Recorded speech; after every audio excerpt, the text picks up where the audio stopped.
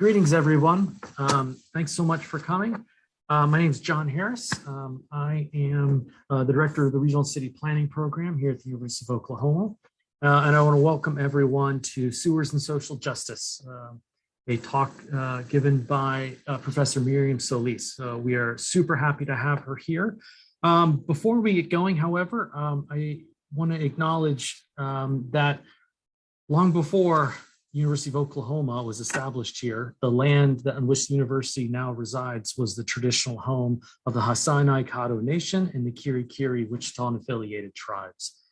We also want to acknowledge this territory once also served as a hunting ground, as a trade exchange point and migration route for the Apache, the Comanche, Kiowa, and Osage nations. And today, 39 tribal nations dwell in the state of Oklahoma as a result of settler and colonial policies that were designed to assimilate Native people. So we want to recognize, support, and advocate for sovereign rights of all of Oklahoma's 39 tribal nations. It's certainly a part of regional and city planning programs, aspirational goals for ourselves, as well as the University of Oklahoma. I'd also like to thank a few folks for making these sessions happen. So from regional and city planning, this is made possible through the Kuhlman Lectureship Series. And so we want to acknowledge that. We also want to acknowledge the support from the Center for Social Justice here at OU, who heard about this and said, yes, we definitely want to support this lecture. We also want to thank the Center for Peace and Development and the Security and Context Network, who have been over the past year or so putting on sessions like this.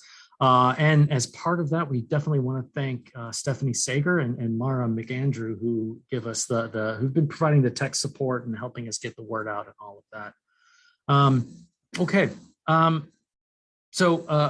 Again, so happy everybody could join us. I'm actually not going to do the introduction. What I'd like to do is pass it off to one of our first year students, Rose Gellin, who comes to planning from social work and has been the graduate assistant for administration for our CPL this year. And she's been helping us out with a ton of stuff, including this right now. So I will pass it off to Rose. But before I do, let me just say a little bit. I forgot to talk about the format for today. So Dr. Solis will give her lecture, and you all may notice that, that there's not a chat function per se for today's session, but instead there is a Q&A. So if you have questions for those of us that are helping put this on, by all means, send a question in. And if you have a question for Dr. Solis that you want her to talk about at the end of her lecture, by all means, put it in the Q&A and we will make sure that she hears your question. And we're hoping for a nice session after her talk, a little bit of back and forth about these super important issues.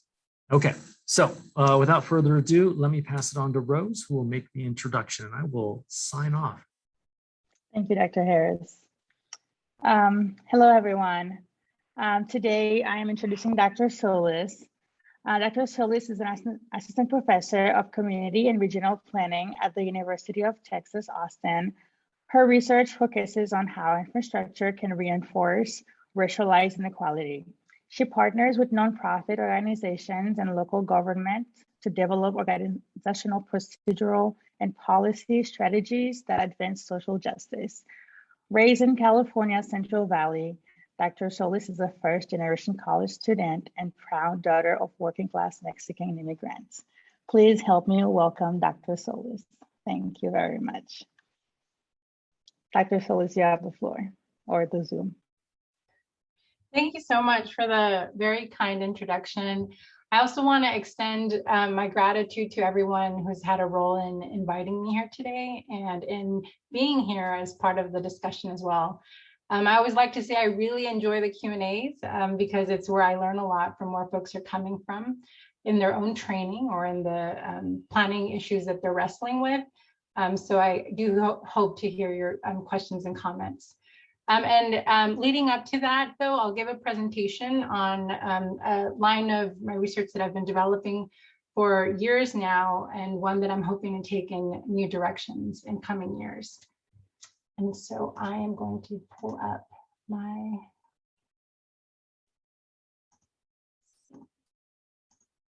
PowerPoint.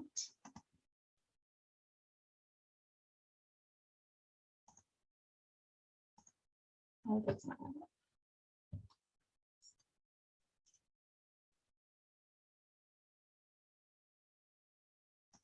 it. That should work. Okay. And if anyone is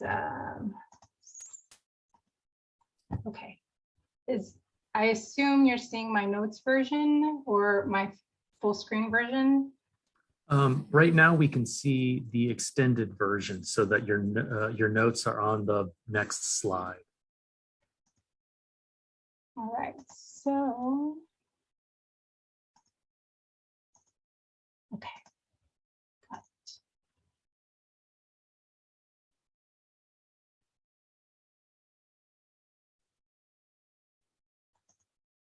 it. Looks good. Okay, thank you. All right, here we go, folks. So I actually also want to do, let's see. I'd like to do, oh no, I lost.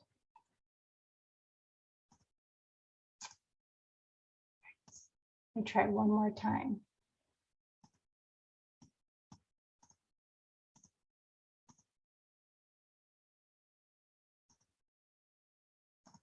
Okay. Okay. Thanks for bearing with me, everyone. Working with two screens today, so should have practiced a little bit more. But as I said, I'm very, very happy to be here, and I also want to share a land acknowledgement that reflects the Indigenous history of the place that I'm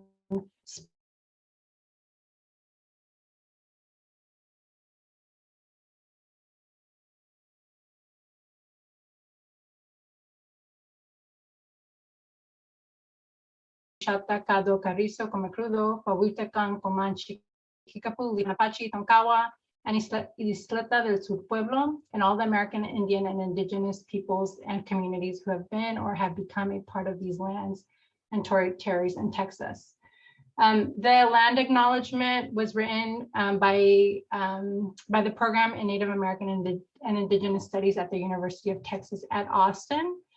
I also want to point out that as part of these acknowledgements, the committee drafted additional claims for justice that I will be sharing in recognition of the ongoing and cumulative challenges in Central Texas. We call upon the University of Texas at Austin to repatriate the ancestral remains held by the Texas Archaeological Research Laboratory to their Indigenous descendant communities and native lands, to commit to the active recruitment and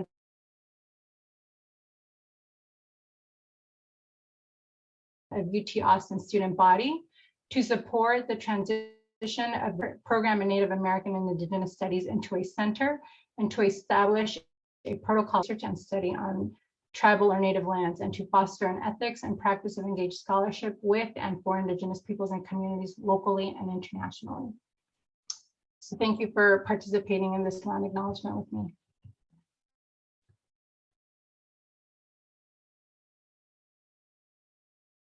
In the United States to provide an overview of where my research is oriented from, and to give an overview of some of the theories on environmental justice that inform my work. I'm going to discuss a couple of illustrative cases, one in particular, to demonstrate how the themes of environmental justice manifest in cities across the United States.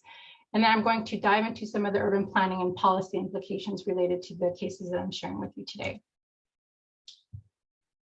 I want to start out by pointing out the centrality of sewer system planning in the field and planning as a whole. It was actually central to its emergence. Sewer system planning was a response to the public health and many other crises that emerged as part of industrial capitalism in the 19th century. So at the time, many cities were growing very quickly in order to support industrial growth.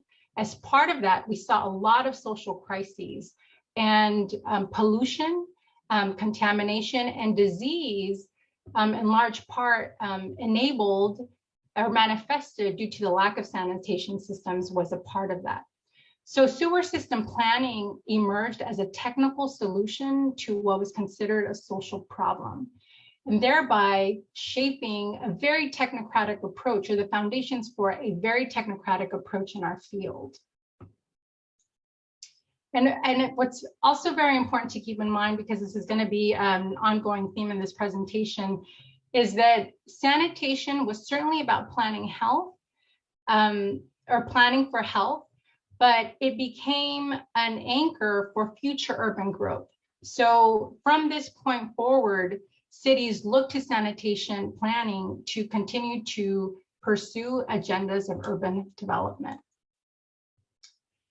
And when we fast forward a century and a half, we see that you could say that sewer system planning in the United States has been wildly successful.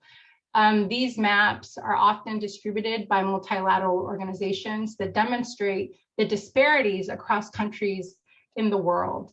The World Health Organization and the United Nations Children's Fund joint monitoring program on water and sanitation is largely responsible for collecting data on sanitation, or the lack thereof, in countries around the world. And repeatedly, we see these surveys identify the United States as being very successful in distributing water and sanitation resources to its residents. And one of the things that maps like this also point out are the places where these resources are lacking. Now, if we look more closely, however, the story is a little messier than that.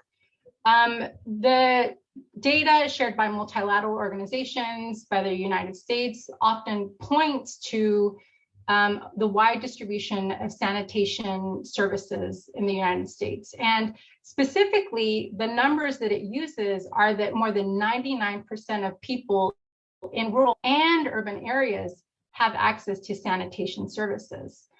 But these numbers aren't the full story, because they don't capture the experiences of dealing with the wide range of sanitation systems that exist and how they're developed and built in cities.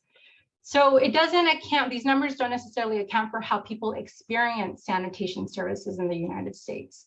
And one of the very important numbers to draw attention to that is that 25% of homes in the United States have on-site treatment in their actual homes.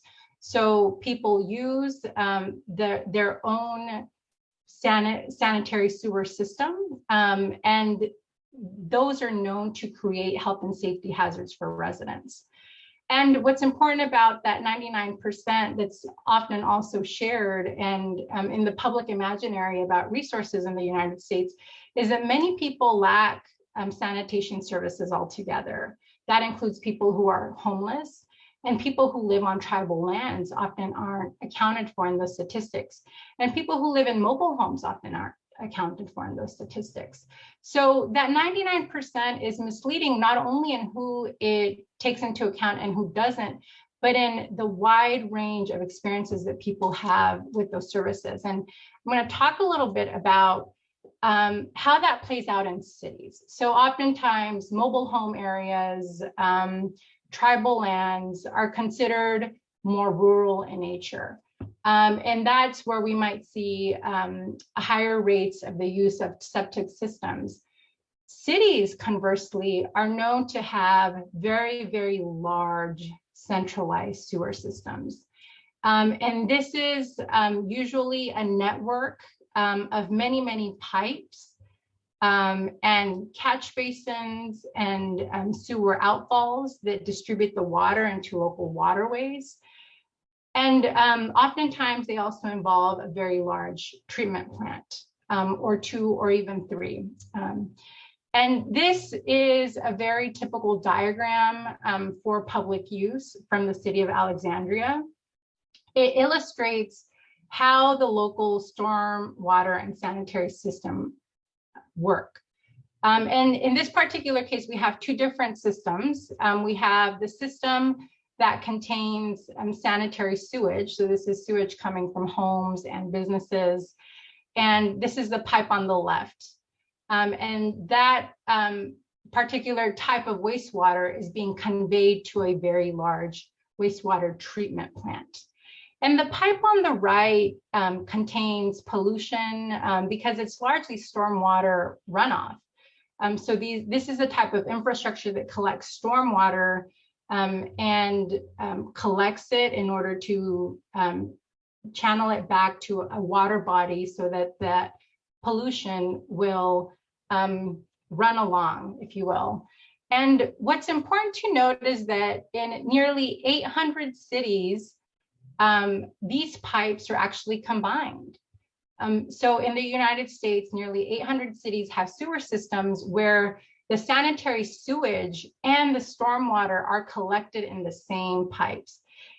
And this is a very, very big problem when you have big wet weather events. These are huge storm events that send so much water and sewage to the pipes that they become impacted, and thereby preventing them from fully treating the water that needs to go to the wastewater treatment plant.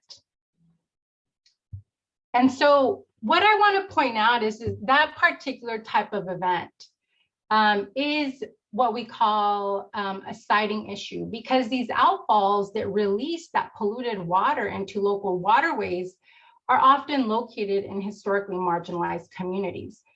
We see siting issues associated to wastewater systems in other ways. So if you look at that, that sanitary sewage pipe, it's going to a large wastewater treatment facility. And across cities in the US, we see those wastewater treatment facilities located in Black and Latinx communities. Catchment basins are also maintained to different extents. Many of them have very, very little capacity for water, thereby creating localized flooding. And these outfalls, there are issues, and that's the circle in the middle. There are issues in non-wet weather events, but they are particular hazards when there's lots of rain and raw sewage is coming out of those outfalls and affecting local communities. And there are a lot of theories that help us understand how these issues come about. And what's important about environmental justice theory, before I get into it, is it's shaping the planning field, and it has shaped the planning field in very important ways. It's a normative framework that helps us orient how we think cities ought to be. And in this sense, I draw from the work of scholars who see the role of planning as one that can be truly visionary and one that involves mobilizing resources to advance social justice goals. And drawing from that orientation and drawing on the information on the issues that siting has presented, we're able to better understand and respond to the histories of injustice that people of color in the United States have faced. And one of the particular problems that environmental justice research and activism has covered is the idea of the citing of what we call locally unwanted land uses. And these various forms of infrastructure certainly form part of that. And this creates burdens in communities because communities are targeted more than affluent communities for what we call these LULUs. We also see as part of this disproportionate burden experienced by communities of color, how policies, regulations, and taxes designed for environmental protection benefit white and affluent people more than they benefit people of color. And we also see how people of color are more subject to environmental externalities from various forms of infrastructure, including, as we see here, wastewater infrastructure. Now, one of the things I want to point out about these locally unwanted land uses is that they can take many forms in cities. Today, I'm talking about sewer systems, sanitation facilities, But in many cities, they manifest in a wide range of forms. You can think of prisons as LULUs. You can think of highways as LULUs, and a lot of other types of industrial facilities that create pollutants and other forms of burdens for local residents.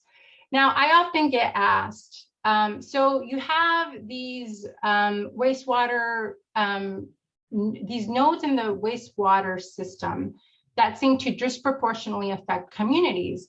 How does that play out? Do they actually impact local residents? And they impact residents in a wide range of ways. They contribute to what is known as cumulative impacts.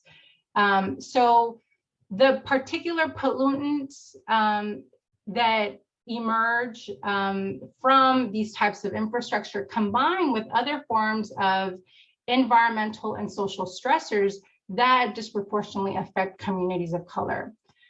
What we also see, and I'll cover this a little bit more in a bit, is that these particular forms of infrastructure are a form of disinvestment because residents who are affluent or speculative investment don't see these types of infrastructure as supporting urban development agenda. In fact, they're considered very bad for a potential investment opportunity. So these types of infrastructure, in other words, affect local property values. They can be very noisy, they can smell very, very bad, and they can be very ugly. And again, when we see the correlation with their siting in a historically low-income community, they're more likely to carry those attributes. There are other very important ideas that come from environmental justice research and activism that are also very, very relevant and explanatory for the sewer system planning discussion. We see from this literature that it's important to pay attention to disproportionate benefits and how protections are afforded to affluent white communities.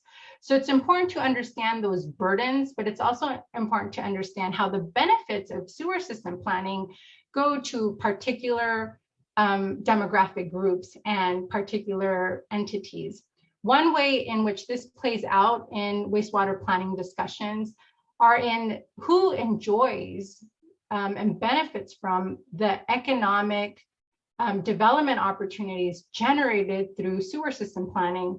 In this particular case, we see a lot of workforce development. We see a lot of contracts. These are oftentimes multi-million-dollar contracts given to private entities to build and maintain this infrastructure. So this would be an example of a benefit that's created from sewer system planning that doesn't necessarily reach or is not directed to local communities who have been historically disenfranchised through this very infrastructure. What we also see is that people of color are excluded from and have less access to the decision-making process involved in sewer system planning and in other types of infrastructure and LULU development. And this is a particularly important discussion for the sewer system planning field because what we know is from its early roots, it's been a very, very technical field. One that is often not a very public discussion because so much of the infrastructure exists underground, but one that, as I'll argue, needs to be more transparent and needs to undergo important shifts in its governance structure.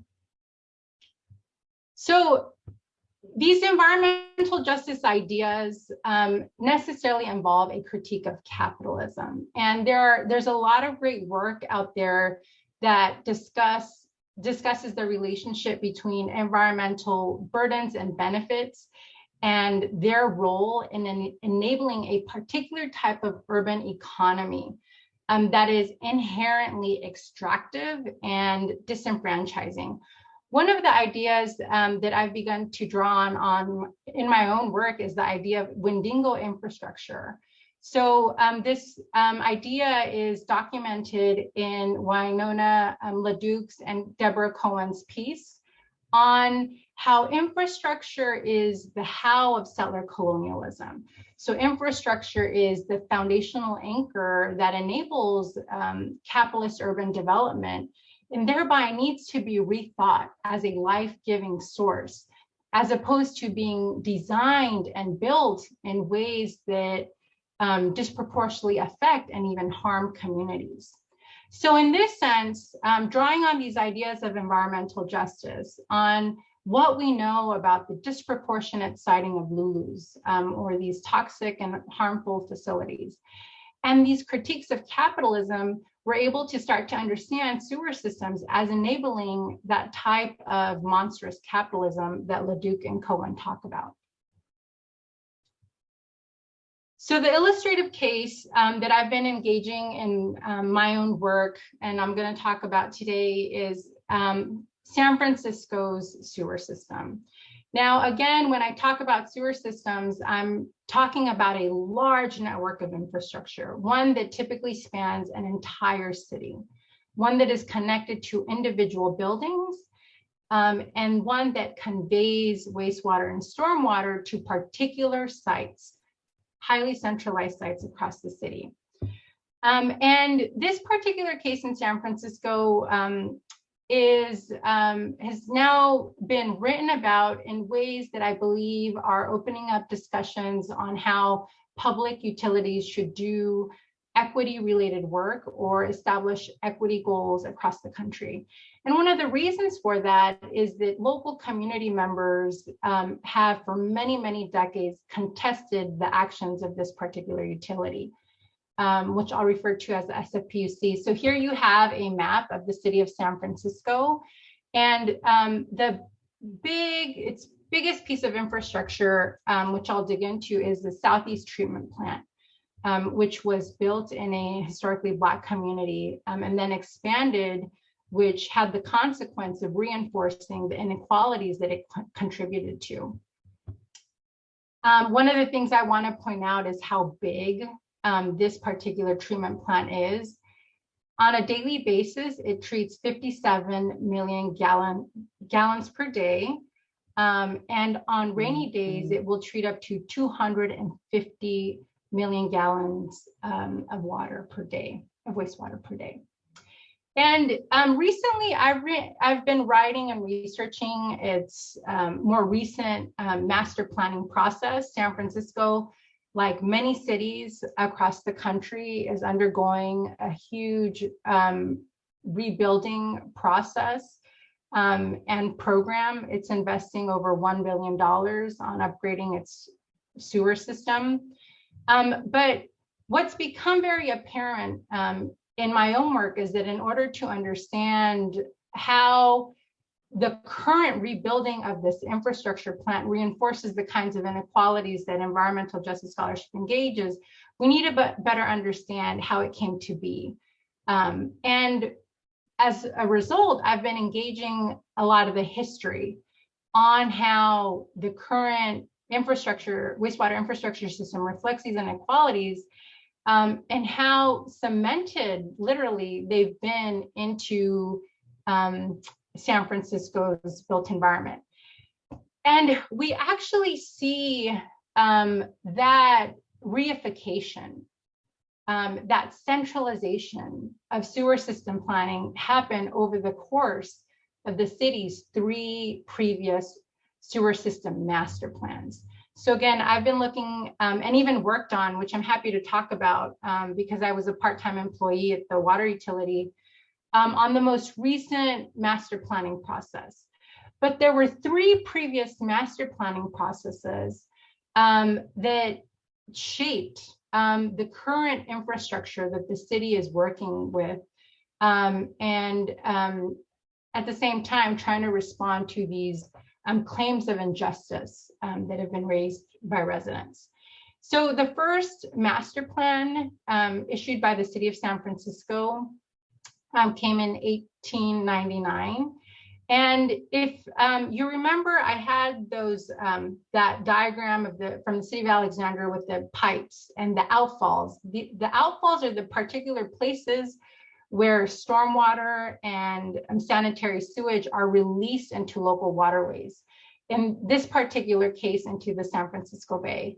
So at the time that this first master plan was created, there were 125 outfalls. So what the first master plan intended to do was to address this disorganization. It was highly critical of the many different outfalls and the ways in which the existing sewer system was inhibiting urban development, organized urban development. So this particular report proposed 6 outfalls, and it started citing reasons based on gravity and cost. So in this very first master plan, we see the bases of economic and technical efficiency introduced as a way of organizing, as the basis for organizing the sewer system in more centralized ways. There was another sewer system master plan, one in 1935. And a lot of progress had been made leading up to that point. There were, the number of outfalls was greatly reduced. And we see a greater discussion in this particular master plan about the role of topography. So the role of gravity in particular in needing to be taken into account when thinking about how to build a cost-effective and technically efficient sewer system. So if you look at this topographic map on the right, you could see that the central San Francisco is more elevated. And in order to get rid of that wastewater, it would need to take advantage of gravity, and that would mean channeling the wastewater downward. Now, that isn't necessarily an interesting idea on its own. What is interesting is at this point, we start seeing the concentration of those outfalls and the first sewer system plant in Southeast San Francisco, in the neighborhood that came to be known as Bayview Hunters Point. And again, that treatment plant is the one I originally called out, and it's located on the bottom right-hand side. And the reasons given for centralizing wastewater treatment in that area were based on those engineering justifications and tenets that were widely celebrated in the field. So we fast forward to 1974, and the city of San Francisco issues a third master plan. And this one is actually responding to a very, very celebrated moment in history. So many of you may know that next year we'll be celebrating the 50th anniversary of the Clean Water Act. The Clean Water Act was very momentous in being this sweeping environmental legislation that was meant to improve the quality of urban waterways in order to improve the animals in the water itself, but also as part of protecting public health. As part of the Clean Water Act, there was a new mandate. So cities would have to go from using primary treatment techniques, which involved some rudimentary treatment approaches, to engaging in secondary treatment approaches, which involved instituting biological processes to treat wastewater so that when it leaves a city, its water quality has improved to a much greater extent than what primary treatment offered. Since then, since the Clean Water Act instituted this mandate, there have been more than 16,000 secondary treatment plants built in cities across the United States. A very important part of that story, I've argued in my work, is that we can't just understand success from the point of reference of how many treatment plants have been built, but we have to understand what the impacts of those treatment plants have been on local communities.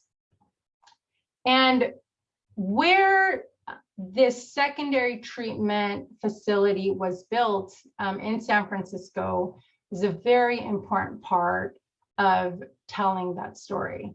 So at the time, as we know, because it was implemented and developed under the third master plan, there already was a primary treatment facility in Southeast San Francisco in this historically Black neighborhood. But under the Clean Water Act and in response to the secondary treatment mandate, the city of San Francisco went from treating 20% of the city's wastewater to 80%.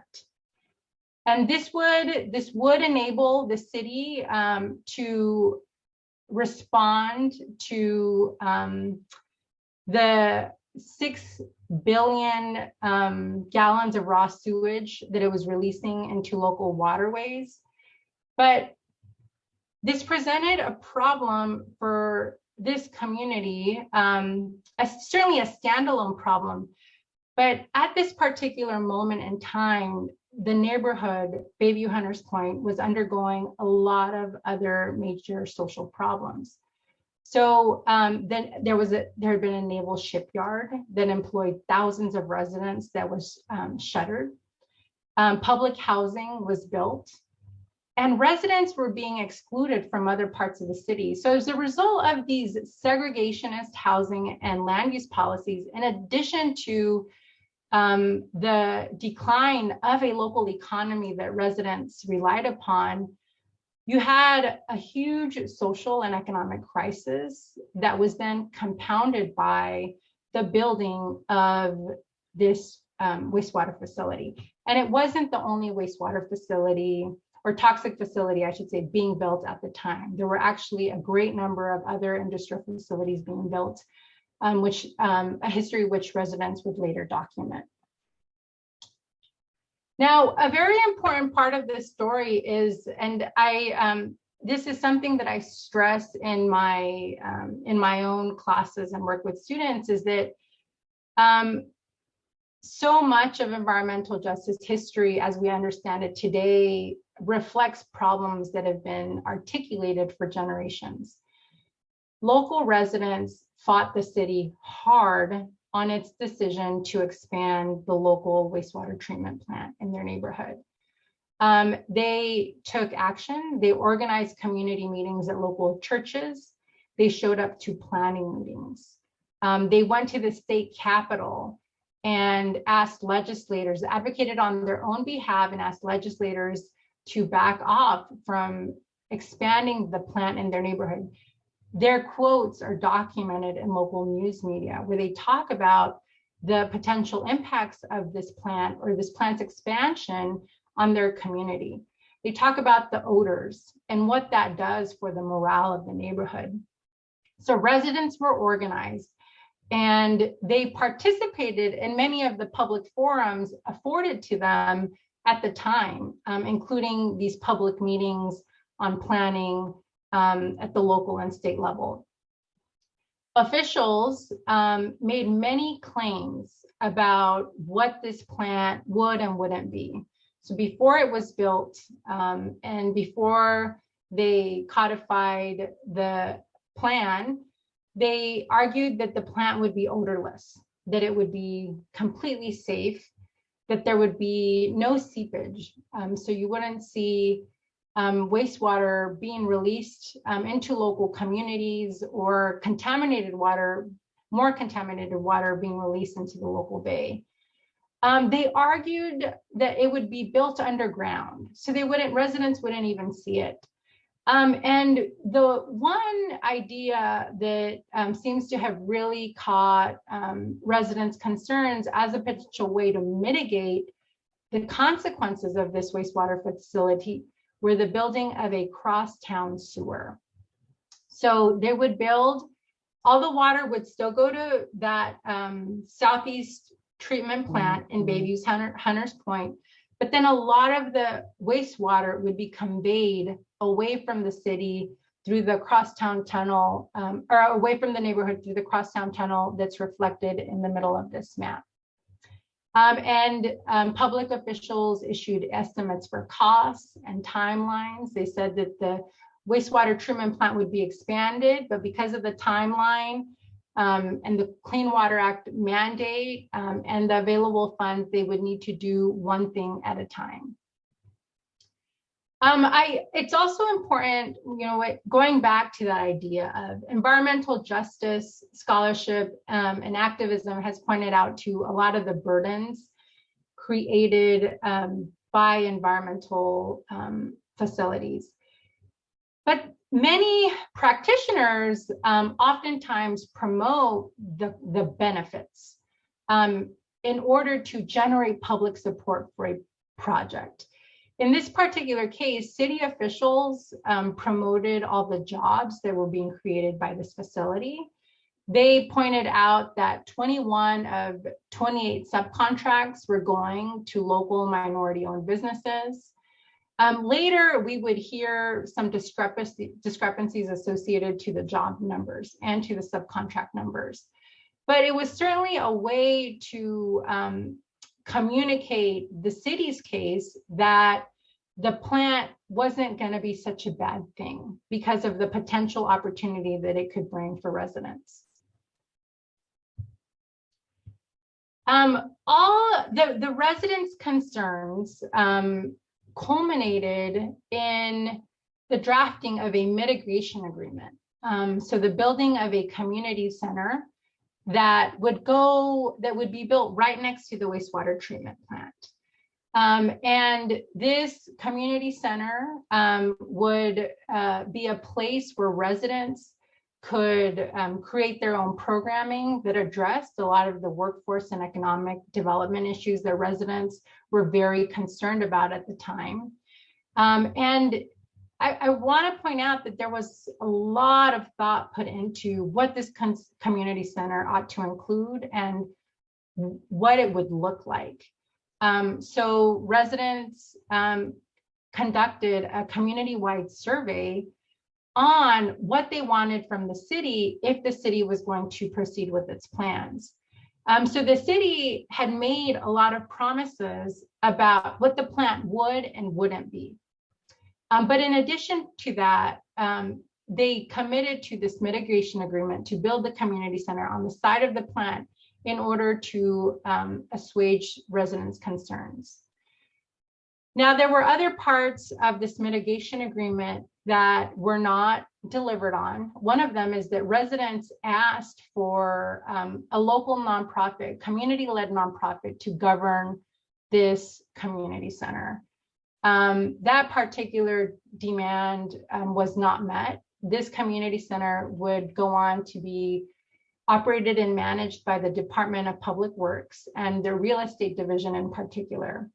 So there was a very, very strong pushback on the part of residents, a very extensive and sophisticated organizing that took place to push back against this Clean Water Act mandate. And the city responding by making promises of a crosstown tunnel, of building the wastewater treatment plant in particular ways, and via agreeing to build this community center adjacent to the plant.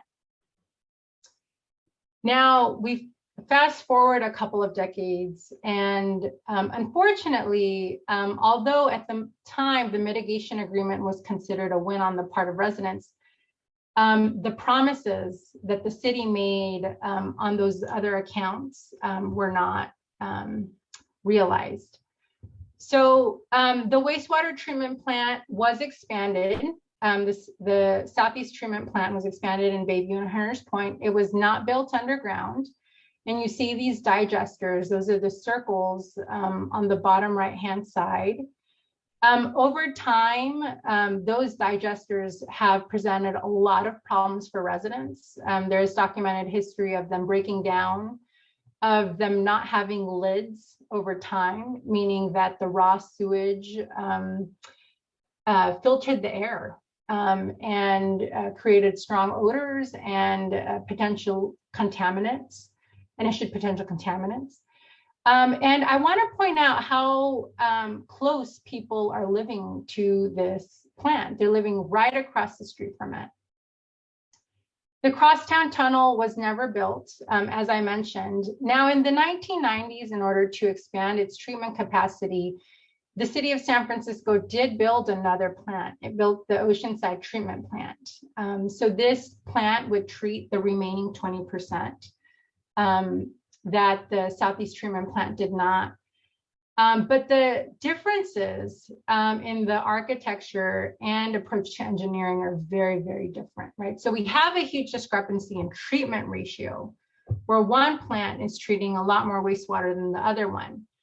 But what's also very evident is that this particular plant on the left was not built next to residential homes. Most of it was actually built underground, and it used new, more advanced technologies to capture the odor that the wastewater treatment plant in Bayview Hunters Point did not.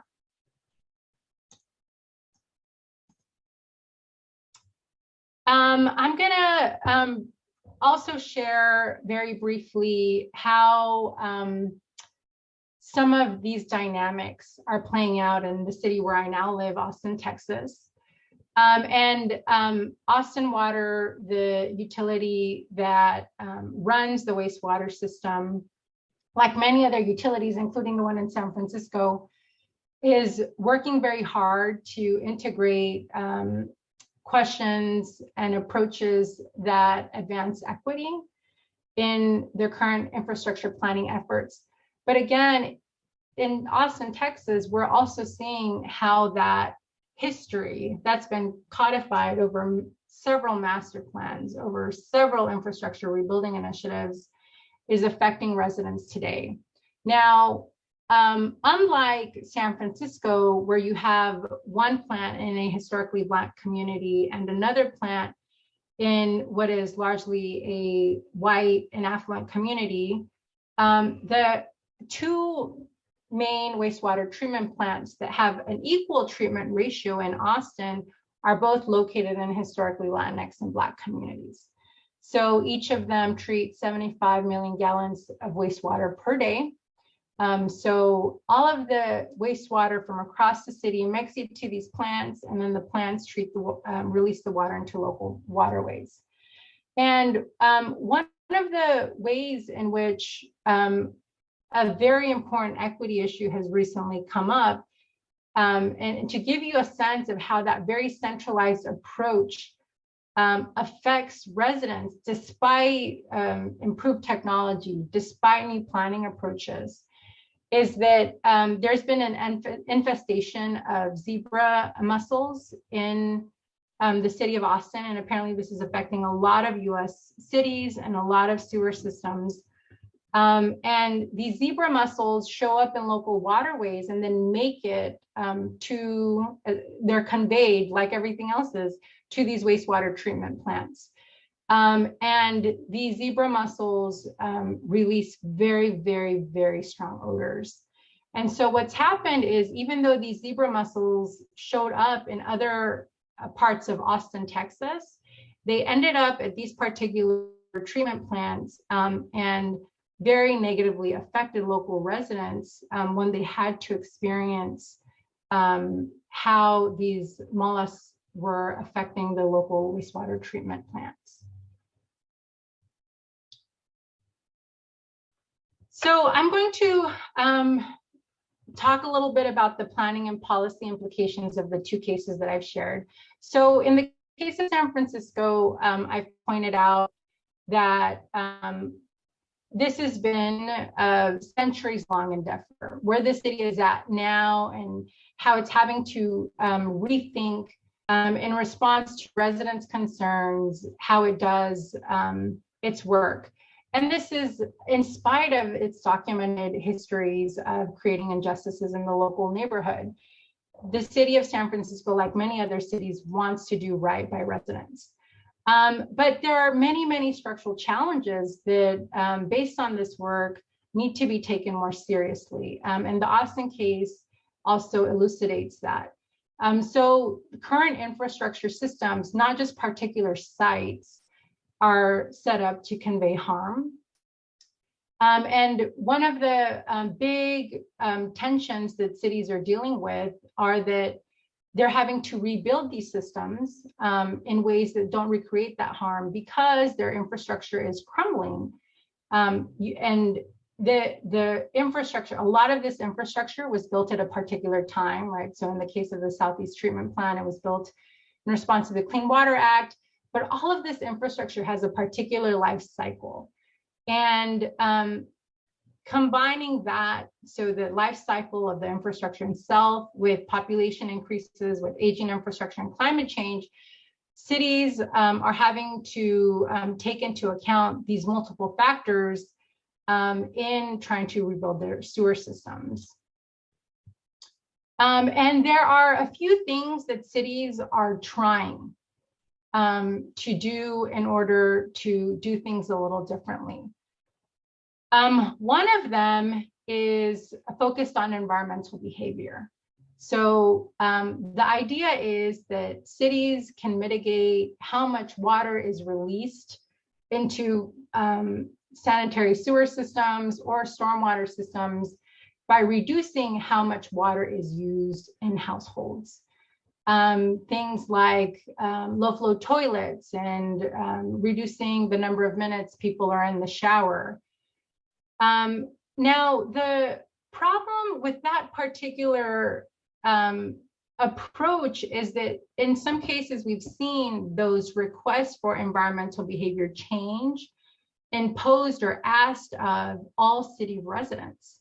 But when we take into account the higher number of users or the extent to which residents use water and then send it back into the sewer systems, it's actually more affluent communities that use larger amounts of water, thereby creating disparate expectations and mandates of local residents. So there's a misalignment between where the sources of the problem are and who is expected to undergo that behavioral change.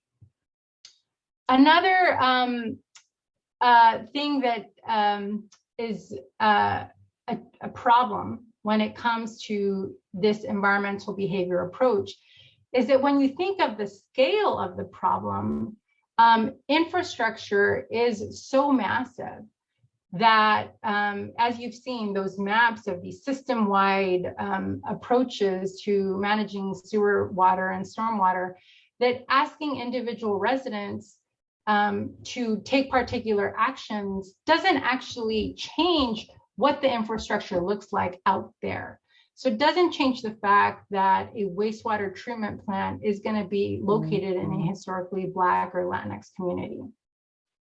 Another response to the problems that utilities have been facing and communities have been experiencing is green infrastructure. So green infrastructure is a type of infrastructure that mimics the natural environment more than what we call gray infrastructure does. This consists of things like bioswales and parks, the type of infrastructure that will absorb stormwater when it presents itself in a city.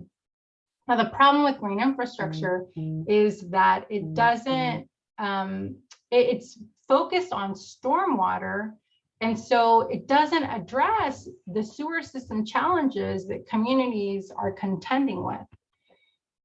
Something that also must be kept in mind when thinking about green infrastructure is that it also doesn't achieve the scale of impact, at least not to the degree to which it's been done. In order to really mitigate how historically marginalized communities are experiencing our sewer systems, we would need to see a much greater dedication of resources to green infrastructure so that it reduces stormwater and stormwater runoff to a greater extent. And one of the things that's also important to take into account, and a lot of planning research has shown this in very effective ways, is that that little infrastructure, if you look on the right-hand column, this is the number of total spending on green infrastructure happening in cities. relative to its larger infrastructure rebuilding projects. So again, these are master plans with a certain allocation dedicated to green infrastructure. With the exception of Philadelphia, that proportion is very, very small. And where it is happening, we're seeing a relationship with gentrification. So green infrastructure is being designed and implemented in neighborhoods that are undergoing major waves of reinvestment. In that sense, they're not necessarily for residents who have long experienced the burdens of stormwater runoff. In fact, they're benefiting a new wave of residents in a lot of cities, residents that are often affluent and white.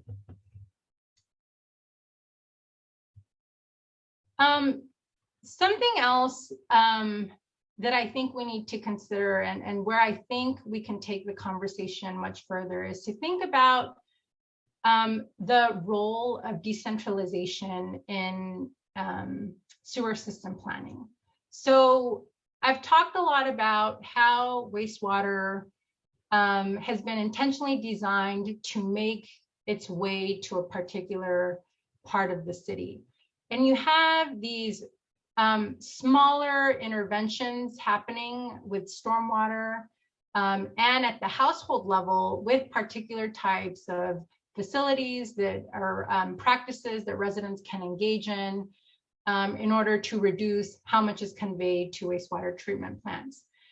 My critique of that, again, is an issue of scale, but it also doesn't fundamentally shape or reshape the infrastructure system in a way that reduces that concentration, that centralization. And I think I certainly think about the centralization of the infrastructure itself, but the governance mechanisms that oversee this wastewater infrastructure planning process also need to be rethought. We see some examples, too far and few between, of residents starting to sit on committees that public utilities have. But there needs to be more work that accounts for how those committees can shape a field that's been conventionally driven by principles of efficiency, of cost-based and technical-based efficiencies. And so the argument that I'm working toward in my work is the focuses on the work that needs to be done to identify the new principles that might drive these new forms of wastewater planning that are needed across cities. And the risk with that discussion is always that the quality of the infrastructure won't remain intact. So, for example, decentralization in many places means septic tanks. So rather than having this large wastewater system, there are septic tanks that communities have and run and own and operate. But the argument needs to be, and the future that we need to be able to work toward is the preservation of quality while rethinking sewer systems in a way that don't harm residents in the way that they have. So I will stop there. This is my contact information. Please feel free to contact me with any questions, but I am open to any comments and ideas on how to further think through this work. Thank you so much, Dr. Solis, for that great talk. I think you do an excellent job of talking about, the professional planner side that, is complicated, right? We have these principles that are tied to rationality, and we want to do a good job of citing, but then how do we also deal with these historical legacies that obviously are physically the backbones of a lot of our cities. And I really enjoyed how you talked about these intersections with race and class. So I have a couple of questions, but there's one already in the Q&A, so I can hold my question for now. So there's a question of what about financing for infrastructure? What is the most equitable way to pay for sewage infrastructure? Yeah, I'll briefly chime in on that. I think that so the financing of infrastructure is actually also a major environmental justice issue, because it's in many cities an example of how residents are burdened more and more by the costs associated to paying for their utilities. And people who are poor are going to feel that a lot more than people who are wealthy, right? So oftentimes utilities will say, well, there's only an 8% increase per bill per year in order to be able to pay for this new infrastructure. But that actually takes a huge toll on residents who are already dealing with affordability issues and affordability issues in a wide range of ways, right? Housing, utilities, transportation for residents who are having to move out of their communities. So I'm glad you asked that, Daniel, because it's a huge equity concern. And I think what we're seeing in cities is that I think we need to have a stronger conversation about who's paying for the infrastructure, right? So there needs to be the extent to which residents use the infrastructure needs to be reflected in who's paying for it. And by that, I mean a stronger accountability on the part of corporations, who in many cities are the largest water users. So certainly there's affluent communities with pools and beautiful lawns that they use a lot of water for. But in many cities, it's actually corporations that use the most amount of water. And as we know, one of the ways corporations benefit for how we run our cities is through tax incentives. And so there needs to be had a discussion about whether that is something, whether cities want to continue to incentivize corporations in that way, as well as a discussion around who's going to pay for the infrastructure given historic inequalities. Thank you. So we have a question from Joel. If wastewater systems are not built with cost efficiency as a primary goal, does not the increased cost create additional financial burdens for disadvantaged populations? Can you see the questions? Yeah, I'm starting to. Yes. Okay, I just pulled them up. Okay. What if wastewater? So thank you for asking this, Joel.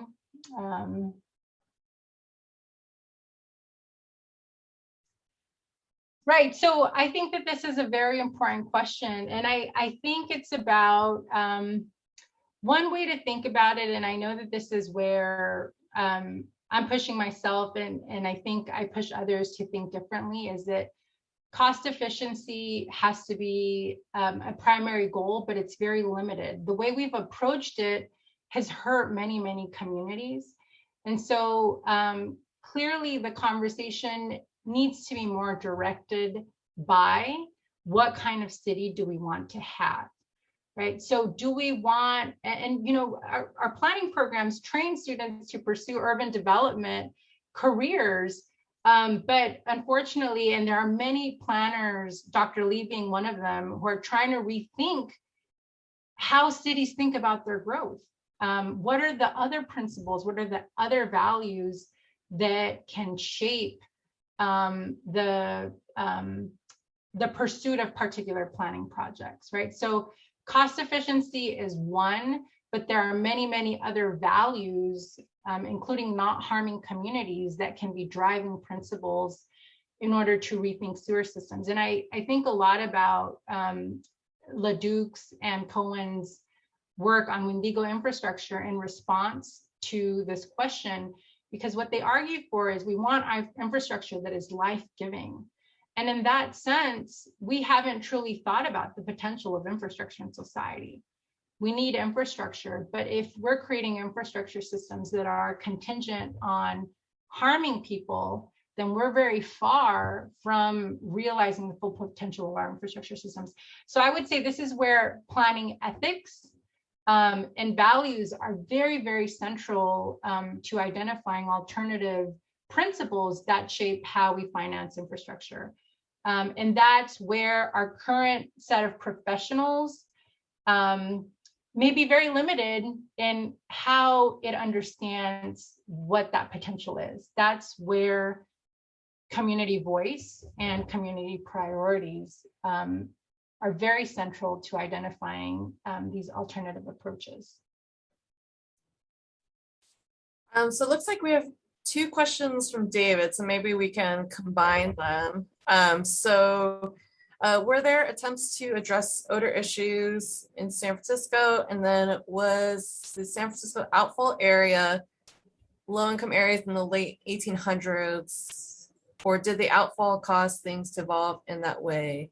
Or can you comment on legacy situations versus forward planning situations? So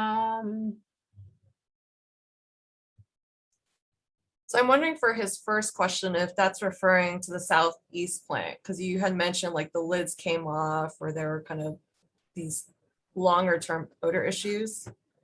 Sounded like the Oceanside one didn't really have those problems. Yeah, sorry, let me take 1 minute.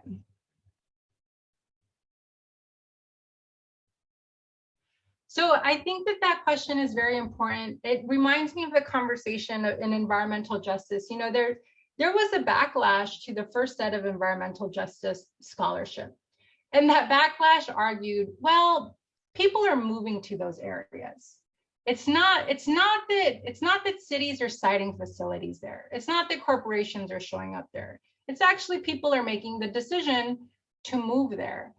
And so now that scholarship has largely been debunked because what study after study has shown is that these facilities are moving to these communities, but at the policy level, land use decision making is also creating situations where residents have very few alternative options, right? So it's where particular types of housing are showing up. It's where people are being steered, and that's an actual phrase in housing scholarship, is historically marginalized communities are steered to these communities where investors can profit from the experiences of these particular residents. So it never happens, and I think this is very important for planners to take into account. It's never a simple story of what or who came first. For historically marginalized communities, you will always see the combination of factors creating these inequalities. So the city of San Francisco, time and time again, certainly through its master plans, had every chance in the world to relocate its outfalls, right? But that decision was never made. And so we need to entertain the possibility of what had happened if the city of San Francisco had chosen to site its very first treatment plant in the 1950s in Oceanside on the left-hand side of that map, and then build that one. That was a choice. That was a choice that wasn't entertained, and there were a combination of factors creating that reality.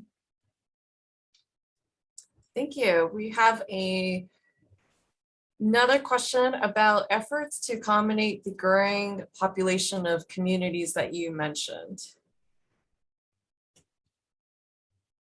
So I know that cities are doing a lot. I work with water utilities, so I'm very aware that within water utilities, there are people who really want to do the right thing, but they're inheriting a very difficult and very nuanced and complex and massive system. And so I actually think at every utility, there are folks who are, well, maybe not every utility, because historically utilities are very conservative entities. But in large cities, in many utilities, there are folks trying to build equity into their infrastructure rebuilding programs in some way. And so I think utilities are trying to respond to this problem in very different ways. For some utilities, there's a greater focus on community participation. For other utilities, there's a greater focus on green infrastructure, Philadelphia being one of them. But because inequality and racism doesn't operate in a vacuum, water utilities aren't going to solve the problem of inequality. Nonetheless, these small interventions, I think, are a step in the right direction, and they need to get bigger. We need to think more dramatically about what else is possible given these histories of inequality.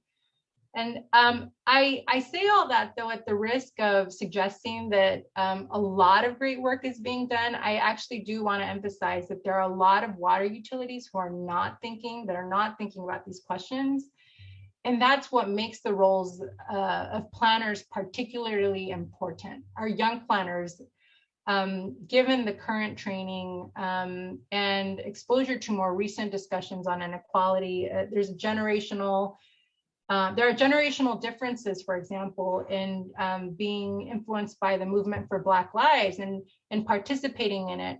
So those are all the ideas and experiences that I'm really excited about seeing young planners take into historically conservative places like utilities.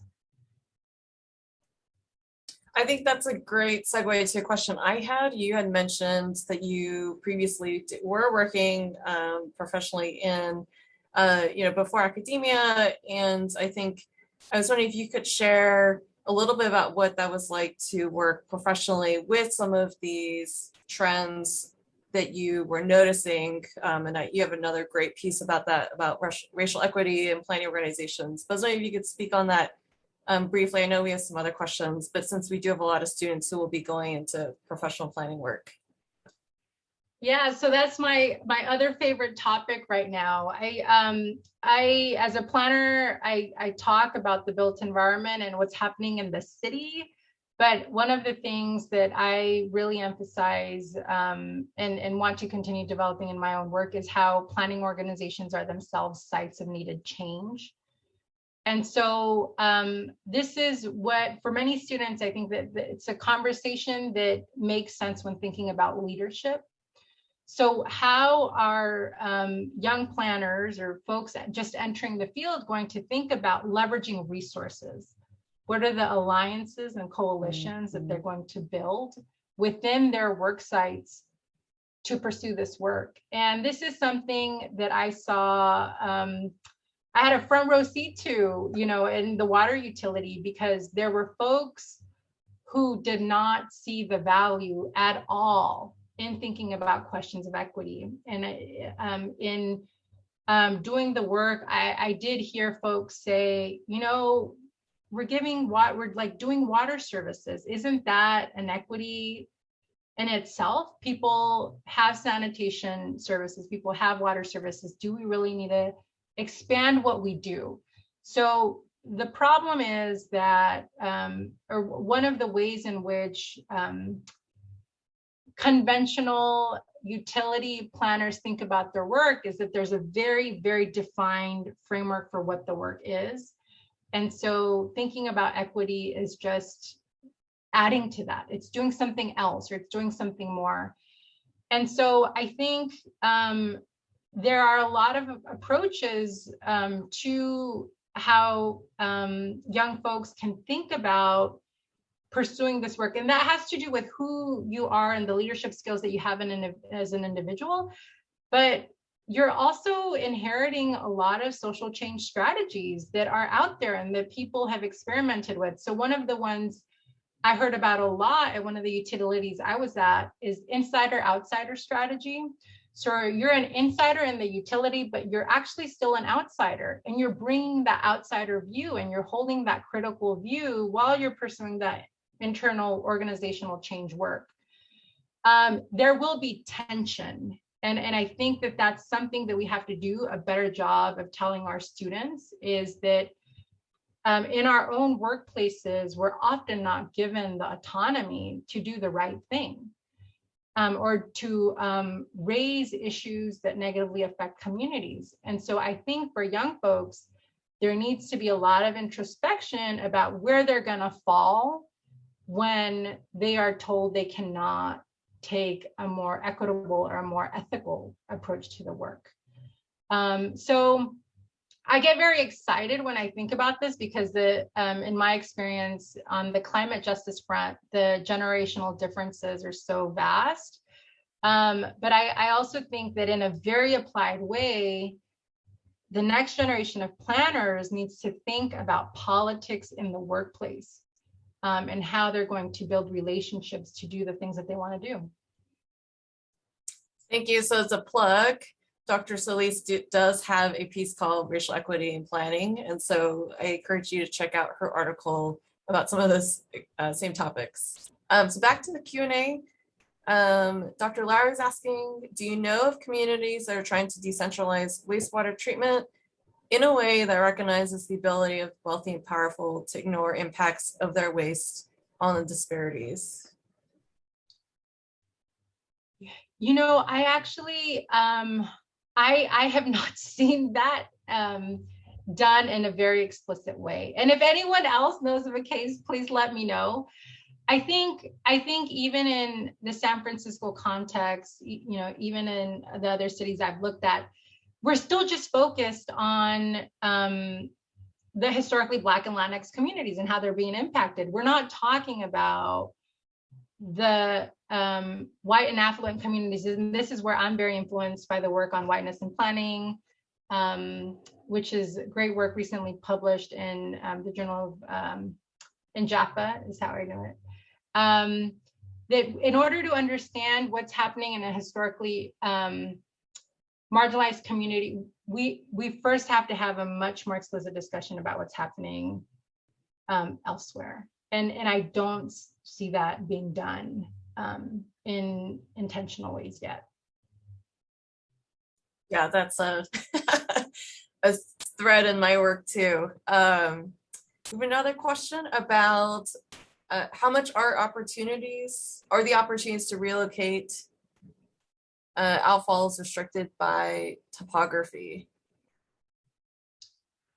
You know, that is a question I want to ask engineers and geologists. That the topography question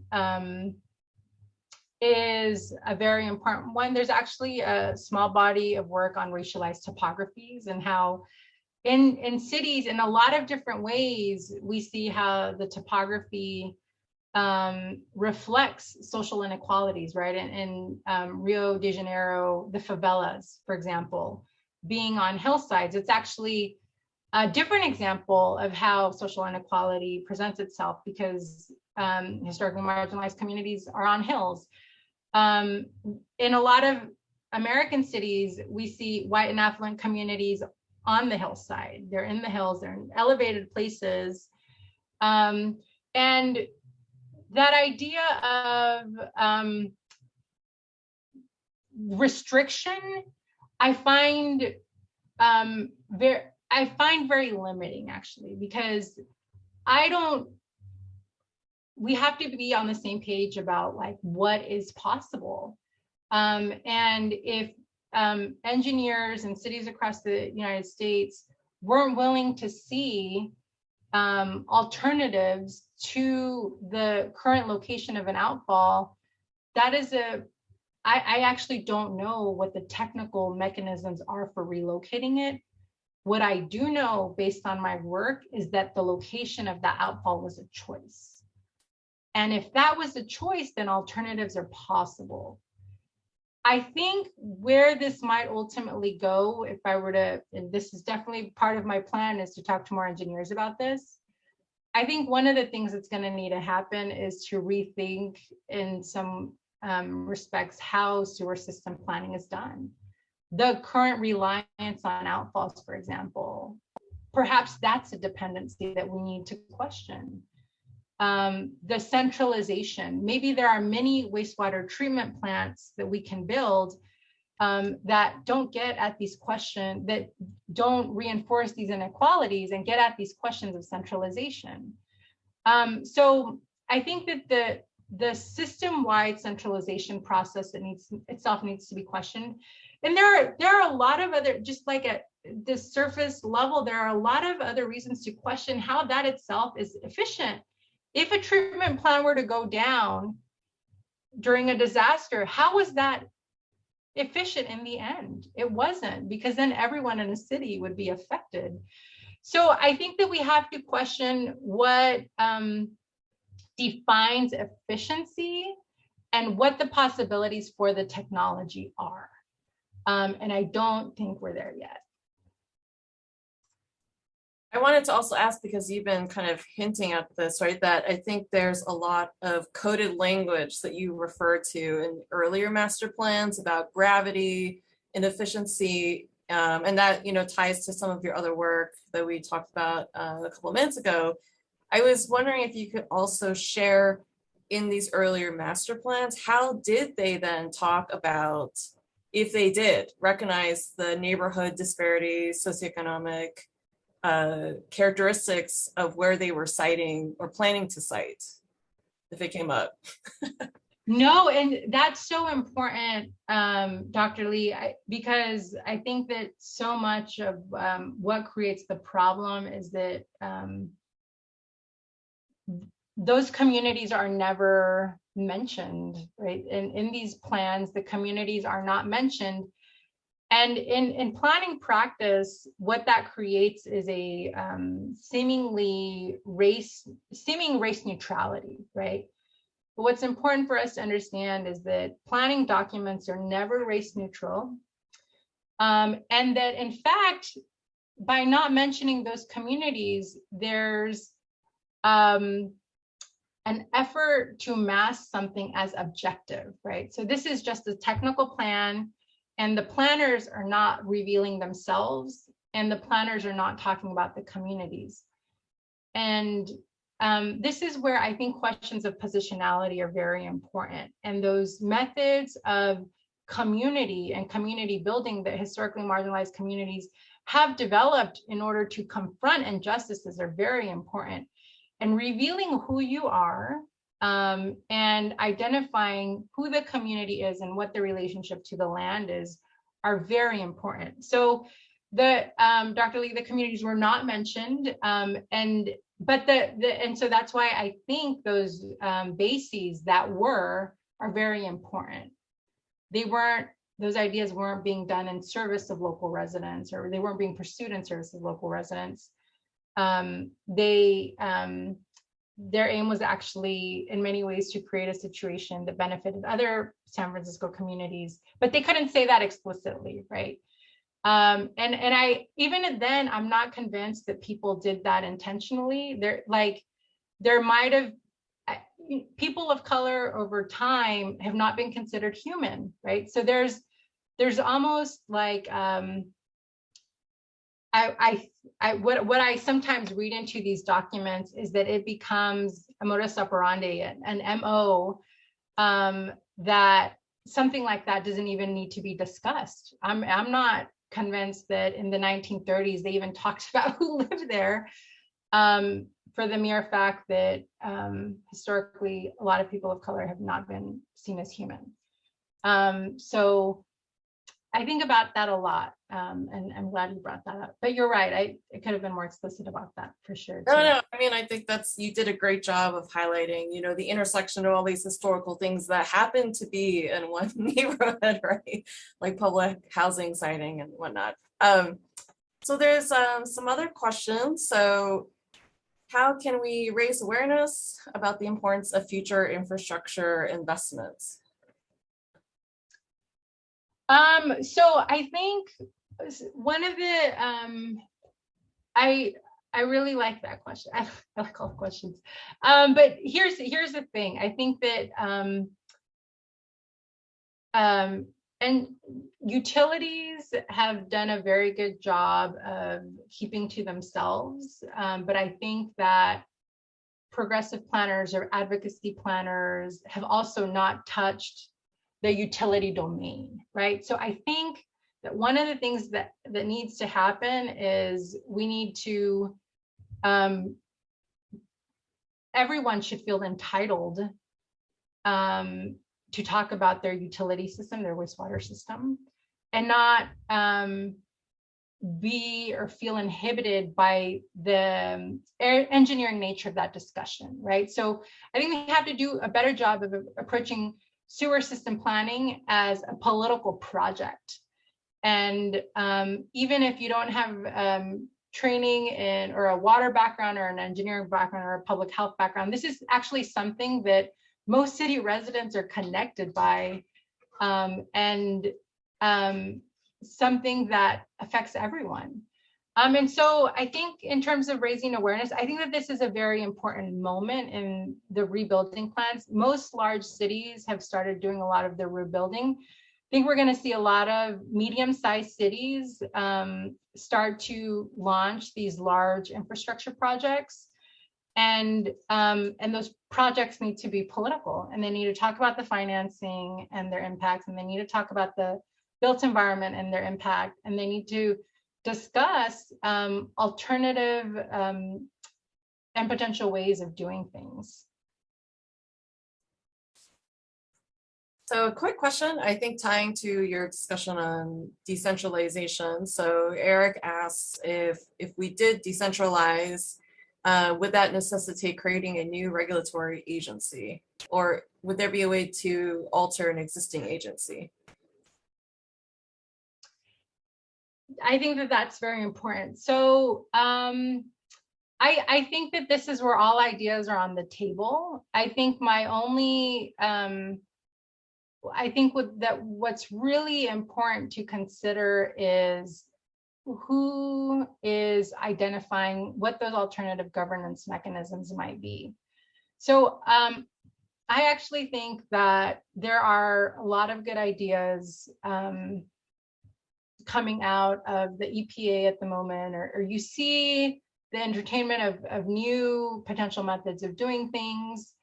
And so I think that that's really positive, and those are steps in the right direction. And I don't necessarily have a specific model for what a local alternative regulatory agency should be, because that's actually not my job, right? If I'm going to, and I don't say that in like an arrogant professorial way. What I mean is communities, if we're advocating for models of self-determinism, communities have a role in defining what that local governance structure will be. And it would also likely be contingent on the type of infrastructure that exists in a local community. And there are a lot of middle of the way approaches, right, that we all learn in planning school. There's the committees and boards and commissions and these forums that are hosted on a volunteer basis in many ways. People don't necessarily get paid to do them, which I think isn't truly a shift in how we think of governance, right? These needs to be, what I would say is, based on existing models within utilities, we need to see new divisions. We need to see new forms of infrastructure being engaged and new divisions focused on social justice questions. You actually see that in a couple of utilities, but that's not getting to the question of governance, because what we need to see is a greater role of community members maintaining and operating what the local wastewater system is and making the decisions of what it should look like. I know we're running low on time, so maybe I will go to then Charlie's question, and maybe this could be your concluding thoughts, Dr. Solis. He's asking, how do we begin discussions about siting with LULUs that have direct or localized environmental benefits? And he gives some examples there. Yeah, so I would say, so that's a very important question. I feel like what is important to think about is where the mandate is coming from. And it's actually very easy to see, like, who is leading the siting discussion. And if it's business and as usual, then you should see a red flag, right? If it's a lot of the same actors, if it's a corporation in the case of charging stations, who is pushing for a particular shift or redesign of the built environment? And if you don't see historically marginalized communities, then there is an implication there that needs to be investigated and addressed. And what I think is very, very important is that I think so much of environmental justice research is tracing the lineage of environmental justice struggles to communities, whether it be one where a charging station is going to be built or a different Lulu is going to be built. Communities have been articulating their priorities, their concerns for generations. They're there, they're not documented always in the news media, they're not necessarily documented in planning documents, but this is why the participatory skills of planners are so important, is if you develop those skills, you can identify the community members, their organizations, their social and institutional fabric to identify what those priorities are. And those are the ones that you should be oriented by. Thank you so much again. We wished we could have brought you to campus, but another time. So we appreciate being able to do this with you online. For those of you who were able to join, we will send out the Facebook link if you want to come back to the talk. And then for those of you who are on campus, we have an informal discussion with Dr. Solis again. So you can ask more of your questions there from 10:30 to 11:45. If you are not able to join in person, but would like to join on Zoom for tomorrow, please email Dr. Harris. His contact information is in the chat for that Zoom information. But thank you so much again. We really appreciated your discussion on sewers and social justice with these really interesting case studies, and look forward to having more follow-up with you tomorrow. Thank you everyone so much for coming. And thank you, Dr. Lee, Dr. Harris, and Rose for hosting me today. Really appreciate it. Thanks everyone for joining.